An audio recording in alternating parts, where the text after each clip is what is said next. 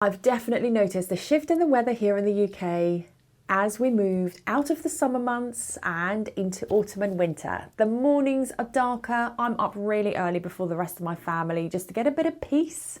The days are cooler, the days are shorter, so there's a definite shift, and this is my cue to know that my houseplants will need slightly different care as we move into the cooler months. In this video, I'm going to share 8 things that I do with my plants to help them along, to thrive during the winter months, and these are practical tips that you can start thinking of or start doing now to help your houseplants along. So let's get going. I love this time of year, coming out of summer and into autumn. I live in a lovely village and I'm really lucky to be surrounded by blackberries. I've got 2 apple trees in my garden, so I go blackberry picking and apple picking to make pies during the winter. A nutritionist also shared with me that if you pick rose hip, which I have in my garden as well, you dry the rose hips off for, I don't know how long it takes, a few weeks. I have rose hip tea during the winter months and it's actually really refreshing and really warming. So if you can find some rose hip, dry them out just by leaving them on the side and have some rose hip tea when it's really cold. It's really delicious. Anyway, that's not what this video is all about. I love this time of year for all those reasons, but what I don't like is knowing that my plants are slowing down. They will have less growth, there'll be less leaves popping up and less flowers because during the summer months they do a lot of active growing, but come autumn and winter they slow down and they go dormant. You might still see a little bit of growth on your plants, but it will definitely not be as much as they grow during the summer months. But I guess I'll let them off because we all need a bit of a rest at some point. But there's some definite things that we can be doing to help them along during the colder months. The first thing to consider is light. As the days are shorter, the mornings are darker, there might be some less morning sun coming through onto your plants. I will be moving some of my plants that are in a slightly darker corner to a brighter spot. It doesn't matter in the summer months if they're in the darker corner because as the light moves and the sun is shining into my plant room, they do get sufficient light in that darker corner. But in the winter months, that darker corner becomes extra dark. And I just know plants like my Tradescanthia, which is already becoming a bit leggy, it needs some sufficient light, and I definitely need to be moving my plants into sunnier corners to top up on their light requirements that they need. I also find during the winter months that some direct sunshine doesn't do my plants much harm because that direct sunshine is not as harsh as the summer sun would be. Just double check your light requirements. If you think you're moving your plants into a sunny spot that gets some direct sun, just make sure it's not too harsh that would scorch the leaves. But I definitely find in my plant room some of the direct sun that comes in is actually quite mild, and I just love my plants getting some direct sun in the middle of winter because I know it's not so harsh as it would be during the summer months. So move your plants around. If you have a plant that's leaning towards the sun, it means it's trying to get more sunlight. So those plants need to be rotated on a regular basis. Let me go and get that plant and I'll show you what I mean. So this ficus is leaning ever so slightly towards my window, and that's because it's looking for some more light. So during the winter months, and I should have done this during the summer, I will be rotating this plant just so that it can get some adequate light from this side as well, because as you can see it's leaning that way, whereas if you rotate it, it will start evening itself out. So do make sure that you're rotating your plants during the winter months to make sure that they get some adequate light.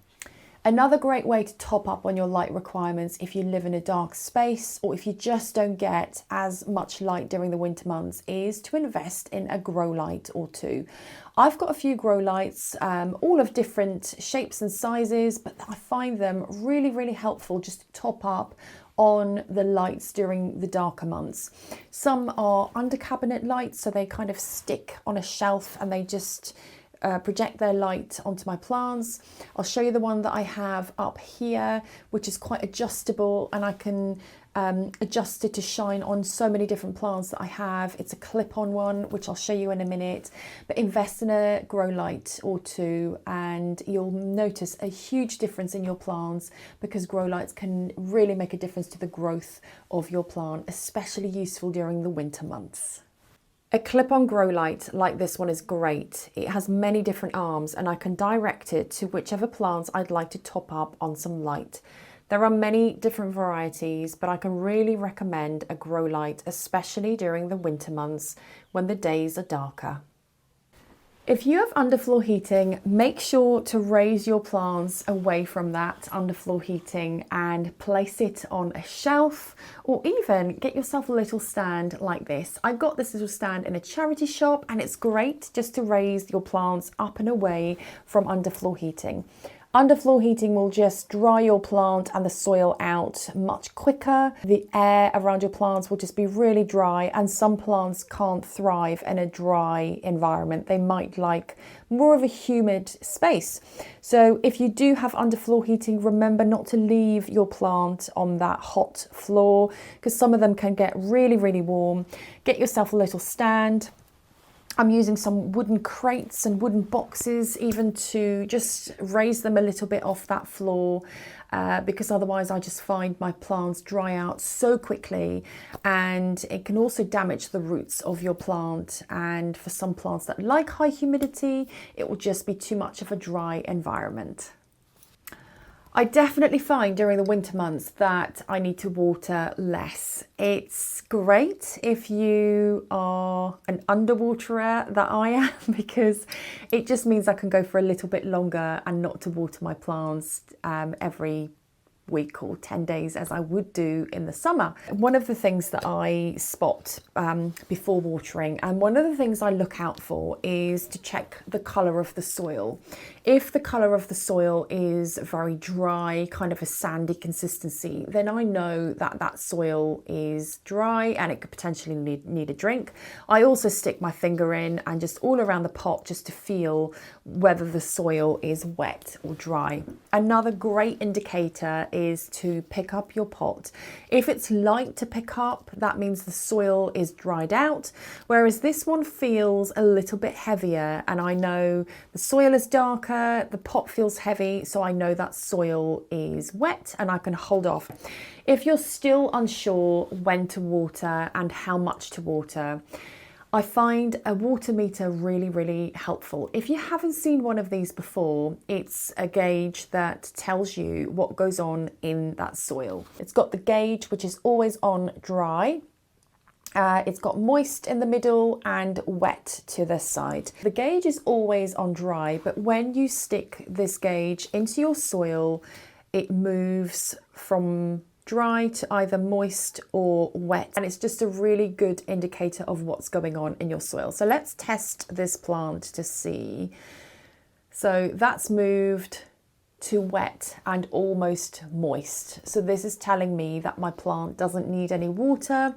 It tells me what goes on in the middle of the pot, even though I kind of knew that this plant has been watered recently and it doesn't need a drink. But it's just another indicator of what the soil is doing and whether you need to water your plant. I wouldn't just go by what the moisture meter says, but if you are never sure when to water, I can really recommend a moisture meter. Always clean it off after you've used it and never store it into your pot, because it will just damage the reader. But it's a really great tool to help with your watering, especially during the winter months, because we don't want to overwater, because if we overwater, it rots the roots of our plant. So definitely water less. Depends on your environment that your plants are in. But I always find that I can water less during the winter months, because my plants just don't dry out as quickly as it does during summer. Another thing I do less of, or sometimes even stop completely, is to fertilise my plants. I fertilise during the growing months, which means I feed my plants to top them up on the nutrients that they are lacking from being out in their natural environment. When they're in their natural space, they have natural rainwater, bugs, decomposed leaves that just fertilise and feed them around them. Whereas when they come in our natural space, they are placed in pots, they've got hard tap water, and it's just an unnatural environment for them to be in. So the nutrients in their pots, in their soil, can very quickly run out. So it's up to us to top up on those nutrients and to feed them to help them to grow to the best possible level that they can. I use a liquid fertiliser, and I'll link the one that I've been using below during the summer months. There's been a lot of questions whether we should stop fertilising during winter months, whether we should continue.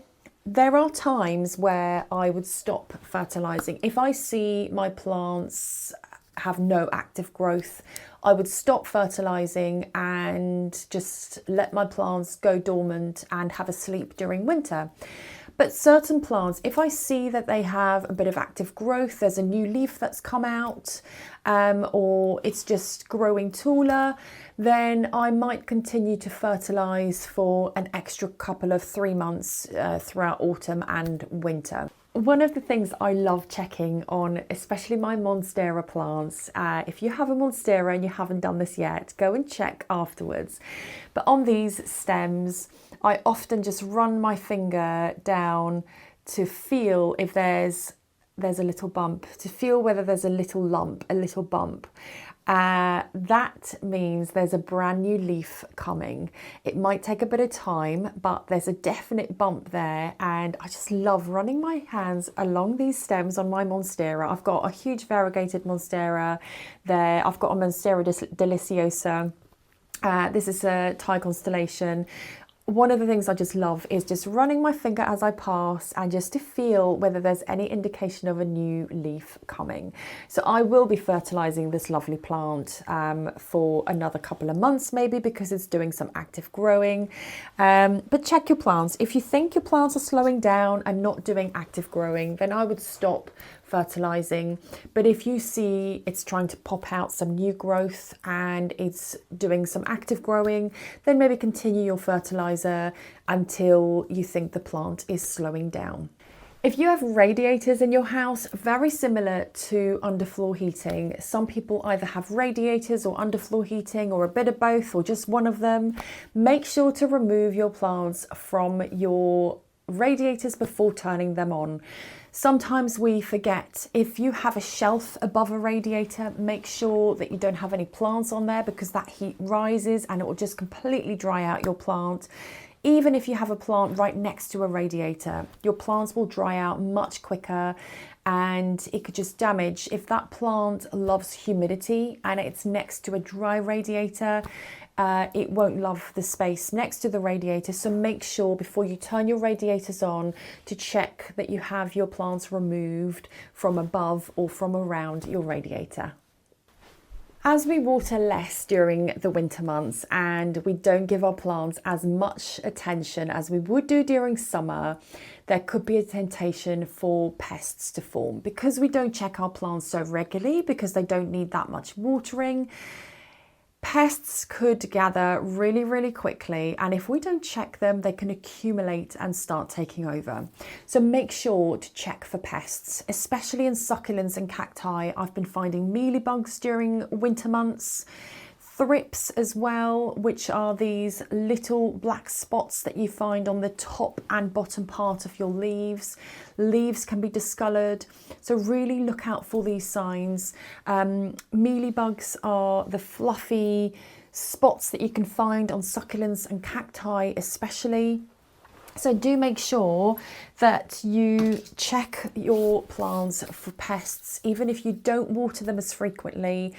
As you pass, just keep an eye and make sure that you can't see any pests, because as we don't pay so much attention to our plants, the pests can happily live on there, and before we know it, they can start taking over. So if you start to see any discoloured leaves, of course it could be anything to do with underwatering or overwatering or a repot that's needed, but just check those leaves, check on the stems of your plants, and if you see anything that shouldn't be there, that's not naturally part of the plant, take that plant away and inspect It's so important to take it away from your other plants just so that it doesn't spread onto your other plants. One of the things I find spread really, really quickly is thrips. They suck all the energy out of a plant leaf and they can spread so quickly. I've had that damage before. I've treated it, I've removed the plant and it's fine. But unfortunately, as plants are natural living things, that will come with it, and it's just something that we have to manage from time to time. So don't feel too disheartened if you have pests on your plants. We all do, and it's just part of the natural cycle of having houseplants.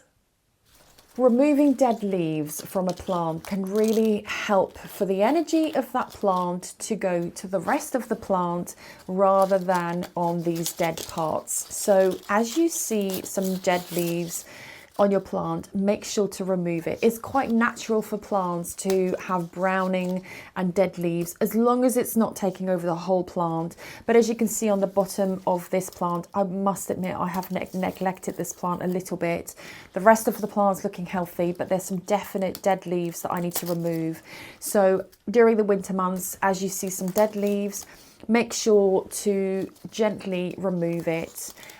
These come away naturally and that's quite normal, but it just gives the plant that opportunity to use its energy to grow the rest of the plant rather than focusing on all these dead parts. Check for dead leaves, check for pests as you pass every day. It doesn't need to become a massive task, but make sure that you just pick those dead leaves off so that the plant has a lot more energy to focus on the healthy part of the growing. One of the things I actually love doing is cleaning my plants. I got myself a little microfiber glove and it's for dusting my houseplants, particularly helpful and useful during the winter months because removing dust from a plant and the leaves can really help the plant to photosynthesize by taking energy and resources from the natural light. I'm going to take this plant and show you how easy and quick it is. These leaves are obviously quite small, but you can just wipe the leaves of your plant and remove the dust. I've got some large Monstera leaves as well. I wipe the top and the bottom part of the leaves just to remove the dust, and it's a great opportunity to check for pests at the same time, to remove the dust and help that plant to photosynthesize, especially during the winter months where the days are a little bit gloomier and a little bit darker. I don't use anything on my leaves like a leaf shine or anything like that. I do sometimes use a wet kitchen towel or paper cloth and it really shines up the leaves really, really well. But apart from that, I use a microfiber glove, or you can get some microfiber cloths. They're really cheap. This was about £3 and I got a pack of 2. So just spend some time just giving your leaves a wipe to help that plant get some energy and natural resources from the natural light. So those are my 8 tips and 8 things that I do with my houseplants as we come out of the summer months and moving into autumn and winter. I hope you found that helpful. If you have any questions, please drop them in the comments below, but I'll see you next time. Thanks for watching. Bye.